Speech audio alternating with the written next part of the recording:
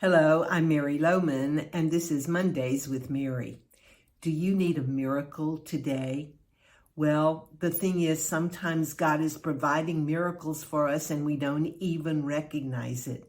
In 1 Kings 17, we find the widow at Zarephath was down to a handful of flour and a little oil, and she was ready to give up and just bake that last loaf of bread and then die.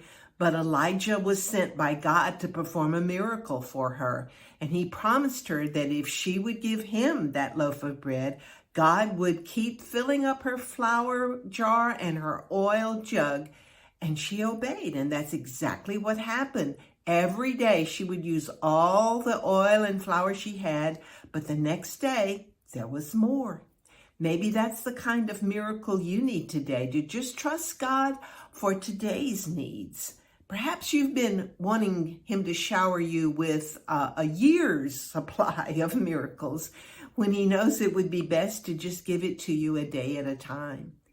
Or maybe you haven't been willing to give away what you have.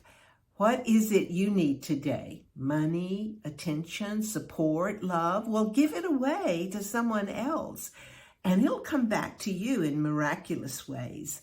That's one way God provides miracles for us. Did you ever have a pair of shoes that would not wear out? Or maybe a car that just kept going? Sometimes God sends us miracles in this way. In Deuteronomy 29, we read that during the 40 years that the Israelites were in the desert, their clothes and their sandals did not wear out. Can you imagine a fabric or a shoe that would last 40 years? Imagine the problems they would have had if their clothes and shoes wore out in the desert. How in the world would they make or buy new ones? So when God chooses to work this kind of miracle in your life, making what you already have last and continue to meet your needs, don't overlook it and be sure to be thankful. Just think where you would be if God didn't work that miracle for you. And when Jesus was asked to heal blind people, you'll notice that he used many different ways to do that. Sometimes he simply touched the eyes of the blind person and they were healed. Sometimes he would put mud on their eyes and tell them to go wash it off. Sometimes he would just say, "Your faith has healed you," and declare that they could see. Jesus does things differently for different people at different times. So when you need a miracle from God, don't limit him as to how it can happen. And don't focus on your impossibilities like the disciples did when he told them to feed the 5,000. Well, they looked at the bank account, right? And they said, "We don't have enough money to feed these people." They looked at the impossibilities instead of looking for a miracle.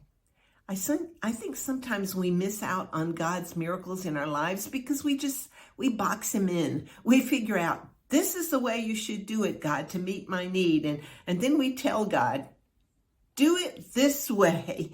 But God doesn't work by our job descriptions, does he? You just have to tell him your need, cast your care upon him, and trust him to meet your need as he wills and when he chooses.